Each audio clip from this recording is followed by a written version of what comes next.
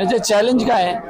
केंद्र सरकारच्या बजेट झाल्यानंतर जेवढे पैसे राज्याला आले ते आम्ही 48 खासदारांनी जिथं आणले. त्याच्यामुळे केंद्राचं येणारं जे बजेट आहे तेव्हा आता काय राव शब्दांनी सभागृहात बसतात आणि बजेट आणतात का? लोकांना बुमरँग करायचा विषय आहे. त्याच्यामुळं असं वळण द्यायचं. मला त्याच्यावर एकच गोष्ट सांगायची, यांनी किती खोटे कामं केले.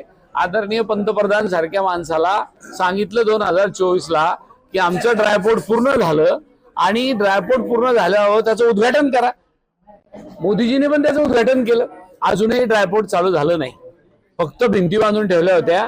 आता या 12 महिन्यात त्या ड्रायपोर्टचं काम पूर्णत्वाला नेलं. आता टेंडर निघालं, लवकर ड्रायपोर्ट कार्यान्वित होणार आहे. हे सगळं माझ्या काळात झालं.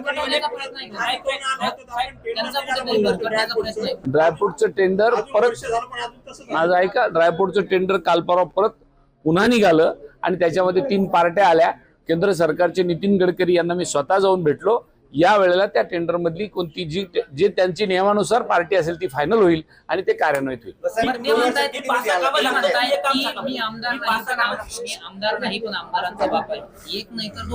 आम्हाला त्यांच्या बाप असण्यावर शंका नाही. त्यांना का आली मला नाही कळलं.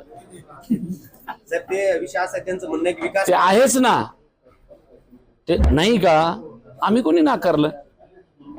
आता एका राज्यातल्या एवढ्या मोठ्या नेत्यांनी मी 2-2 आमदाराचा बाप म्हणणं हे कशाला धरून बोलता येतं मलाही काय कळायला मार्ग. सरळ गोष्ट आहे. त्यांना हे कळून चुकलंय. या जालन्याची जनता मागच्या लोकांनी केलेल्या भ्रष्टाचारी जनतेतला नेता आपल्या पक्षात घ्यायचा आणि आता आपण बॅकफुटवर गेलो तर कसं करावं म्हणून कुठंतरी त्याला सावरासावरीचा उद्योग सुरू आहे.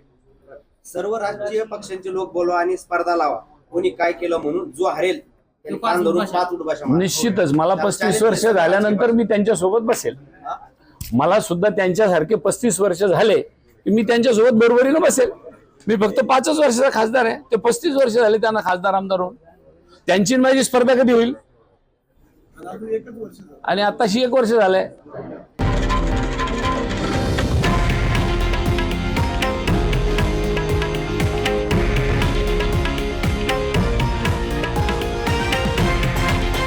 हे आहे देशातील नंबर 1 न्यूज नेटवर्क आणि आपण पाहत आहात TV9 मराठी, एकमेव.